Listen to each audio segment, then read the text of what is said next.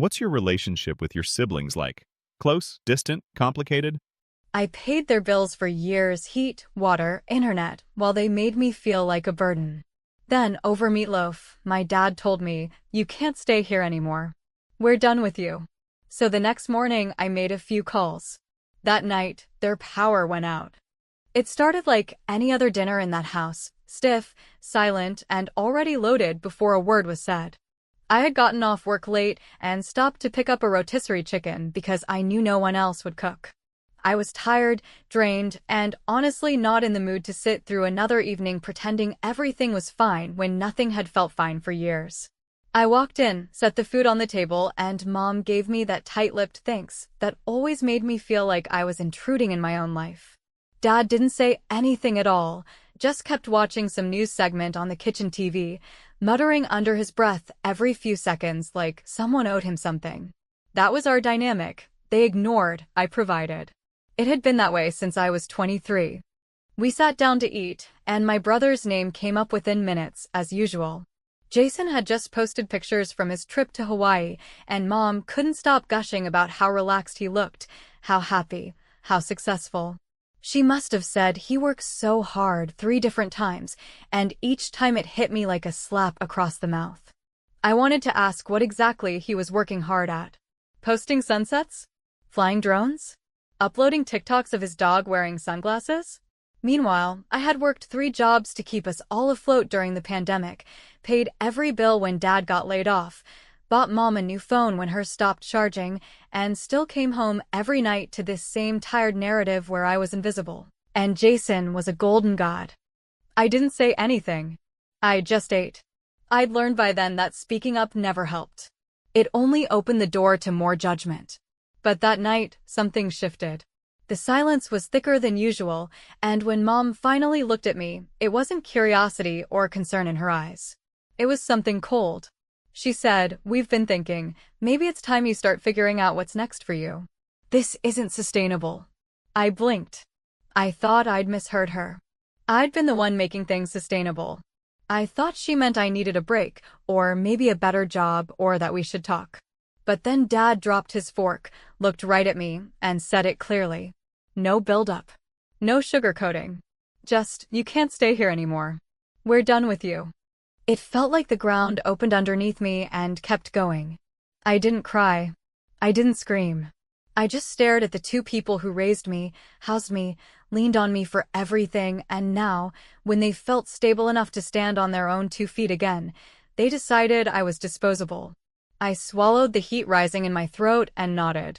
Not because I agreed, but because I suddenly realized something they hadn't. They thought they were the ones with power. They thought this house, this dynamic, still revolved around them. They thought I needed them. And they had no idea just how wrong they were.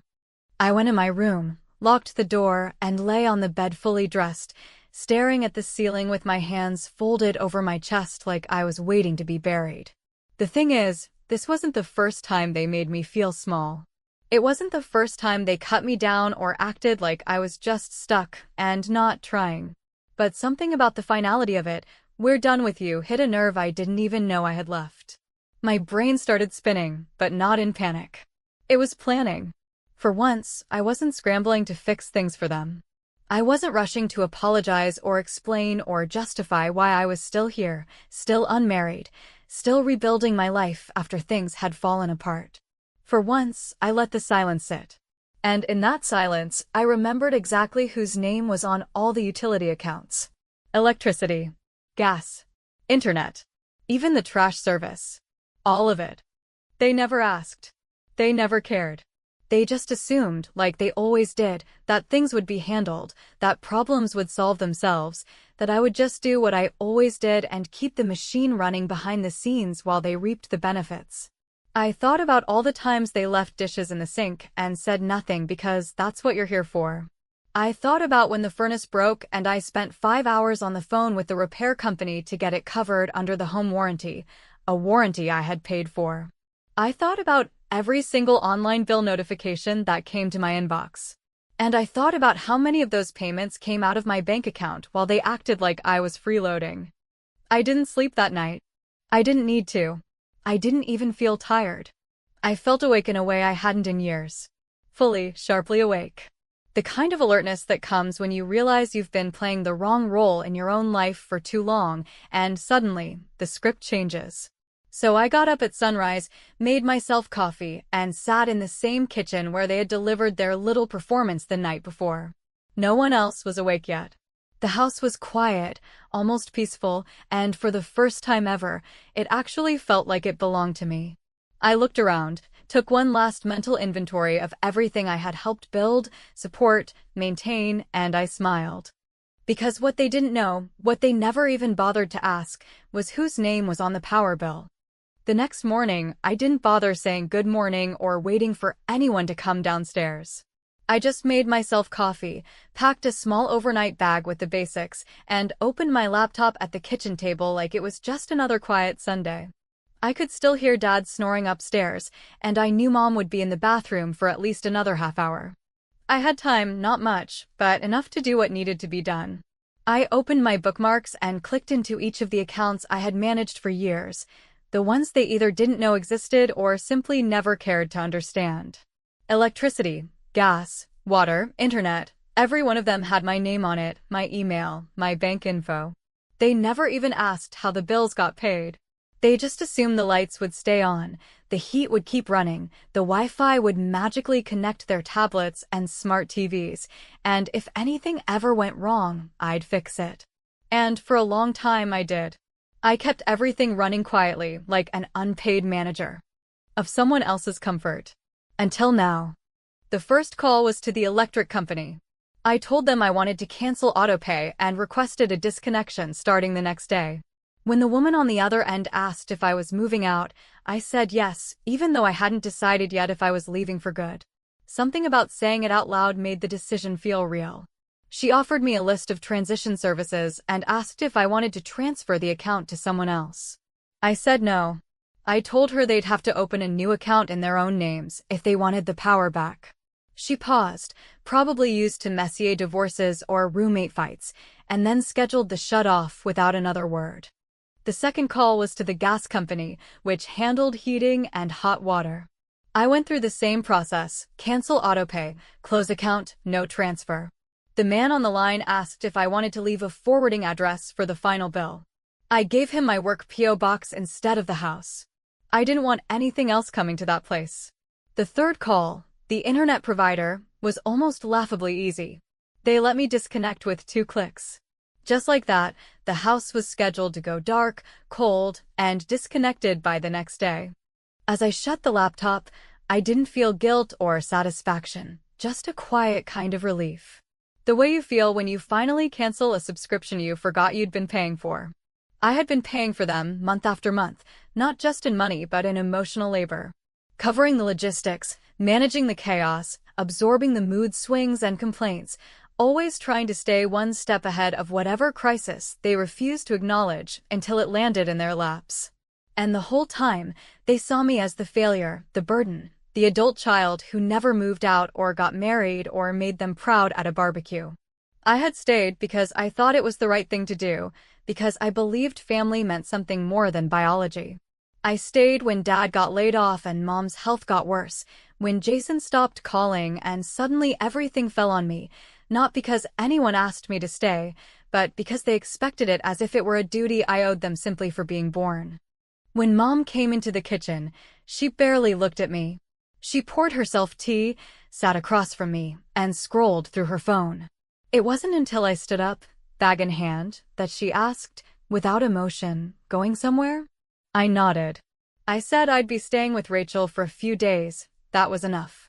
No explanation, no drama, no breakdown. She didn't ask why. She didn't ask when I'd be back. She just nodded and said, "All right then." I wondered in that moment if she even remembered what she and Dad had said the night before.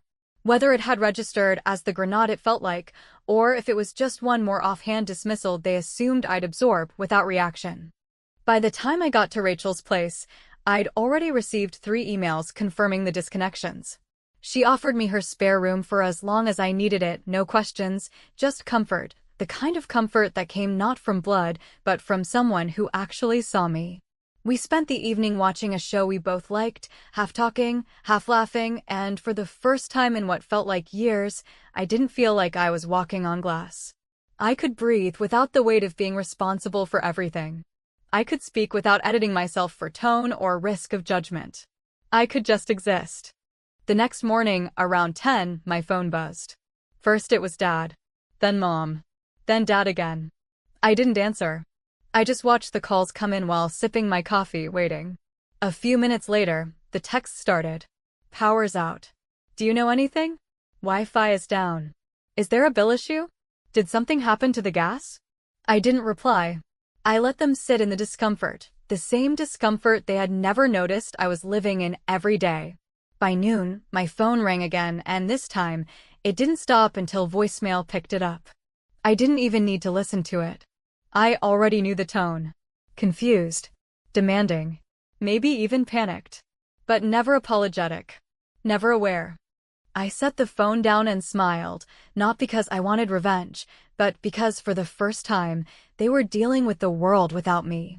And maybe, just maybe, they'd realize what that actually meant. It didn't take long for the tone to shift. That morning, just after 11, the knock started on my bedroom door. Not loud at first, just a few light taps, the kind you use when you still think you're in control. Then they got louder. Then there was the pause, the waiting, and then finally my dad's voice breaking through, not yelling yet, but already laced with frustration and disbelief. What the hell is going on with the power? He asked, as if I were some distant call center employee and not his daughter who, for years, had kept their lives stitched together behind the scenes. I stayed quiet for a moment, letting the silence hang between us like a wall he couldn't kick through, and then I opened the door just enough to look him in the eye. I told him, flatly, that I had canceled the accounts. No drama, no raised voice, just a simple fact delivered like a weather report. His expression twisted immediately, and for the first time in a very long time, I saw something I hadn't seen. From him since I was a kid, uncertainty. Maybe even fear. He didn't yell. Not at first. He just blinked like he was trying to process words that didn't compute. Why would you do that? He asked, genuinely baffled, as if it hadn't been him who just 48 hours earlier had told me I wasn't welcome. As if it hadn't been his own mouth that had formed the sentence, "We're done with you." I didn't bother reminding him. I didn't need to. That wasn't the point anymore. I just shrugged and said, "I'm not staying here anymore, remember?" That was when the yelling started. Not violent yelling, not like a tantrum, but the kind of panicked shouting people do when the foundation under their feet begins to crack, when they realize the person they thought was powerless actually held every switch. He kept asking how I could do this to them, kept using words like betrayal and cruelty, and when I didn't flinch, when I didn't argue or defend myself, he stormed off. Not out of victory, but because he had nothing else. My mom tried a different tactic. She came into my room later with that soft, measured tone she always used when she wanted something, the one that sounded like concern, but always hid a question about what I could do for her next.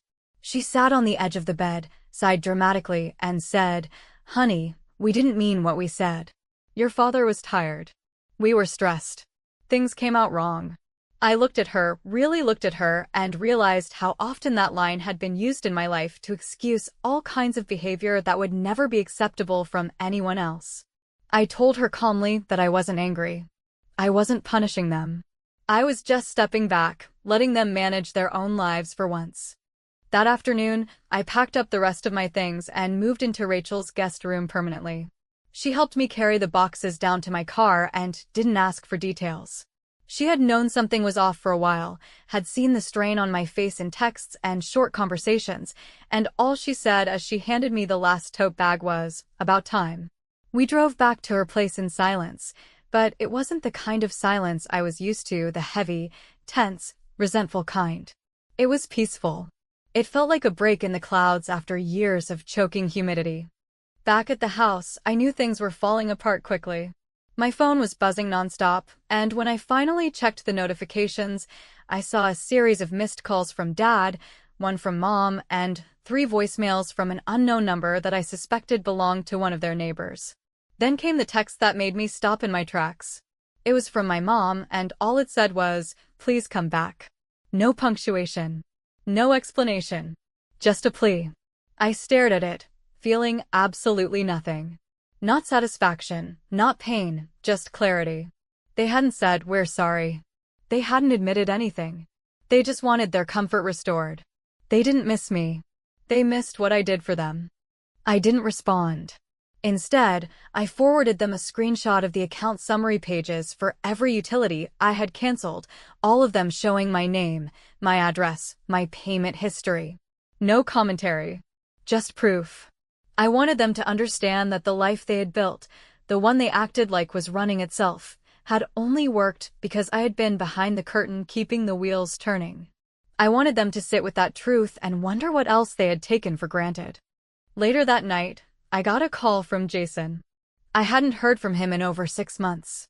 The second I picked up, he was already mid-rant, accusing me of making a scene, saying I was hurting Mom and Dad on purpose, and asking why I couldn't just talk it out like an adult. I let him finish. Then I asked him when the last time was that he'd paid a single cent toward that house. He went quiet. I asked him if he even knew how much their bills were. He said nothing. I asked him if he remembered calling me a failure 2 years ago at Christmas, if he remembered telling me I should be grateful they hadn't kicked me out already. He hung up. And just like that, the silence returned, only this time, it wasn't mine to carry. It belonged to them. To all of them.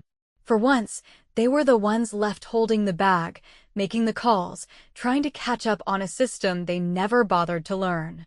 And suddenly, I wasn't useless anymore. I was terrifying. Because I had walked away, not with a scream or a slammed door, but with the truth, and they couldn't stop it. It's strange how quiet freedom can feel. Not loud, not victorious, not even joyful, just quiet in a way that creeps into your body slowly, replacing the constant tension you didn't even know had settled into your bones.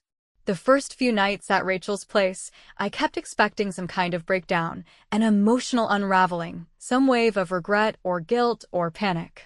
But nothing came.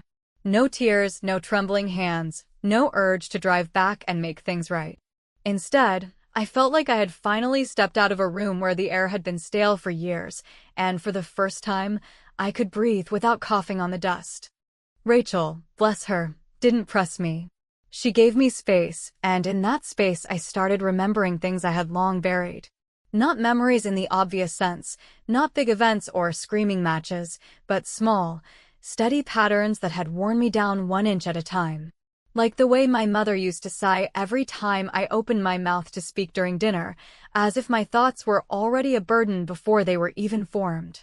Or the way my dad only praised me when it made him look good, like when I won that essay contest in high school, and he framed the certificate not because he was proud, but because a neighbor might see it and assume he'd done something right. Growing up, I learned that being helpful was the safest way to exist. If I kept things clean, stayed quiet, got good grades, and didn't complain, then I'd avoid the cold silences or the sharp comments that made the air feel like it was made of needles. Jason never followed those rules. He didn't have to. He could come home at 3 in the morning, fail his classes, blow through money, and still be greeted with soft eyes and second chances. I used to tell myself he needed more love than I did, that maybe my role was to be the stable one, the reliable one, the one who didn't need praise or attention. But now, with space between us, I saw it clearly for what it was. It wasn't about love. It was about control. I had been useful. He had been adored. Once, when I was 26 and had just taken on a second job to help cover the mortgage when Dad was between positions, I overheard them talking in the kitchen. Mom said, "It's good she's still here. We'd be lost without her." But she didn't say it with warmth. She said it the way someone might talk about a dishwasher, a functional, dependable object you only notice when it breaks. They never said thank you. Not once. And yet, I never asked for it. I accepted that my presence was conditional, that my value was measured in errands run, bills paid, and crises managed. I didn't realize I had been parenting them for over a decade. What they never said out loud, and what I now understood in full, was that they never planned to see me as an equal. Not now, not ever. In their eyes, I would always be the daughter who never quite left, the one who was still figuring it out, the one who had potential but never quite became anything worthy of their admiration. It didn't matter that I was the one who kept the heat on through 2 winters, or that I drove Mom to every medical appointment for 3 years straight, or that I handled the taxes because Dad hated numbers. None of it earned me respect. It only made me convenient. And yet, as I unpacked the last of my boxes in Rachel's guest room and folded my clothes into a drawer that didn't smell like judgment or stale resentment, I felt something close to peace. Not because I had fixed anything, nothing was fixed, but because I had finally stopped participating in the lie. The lie that if I just worked harder, loved them more, sacrificed longer, they'd eventually see me. They wouldn't.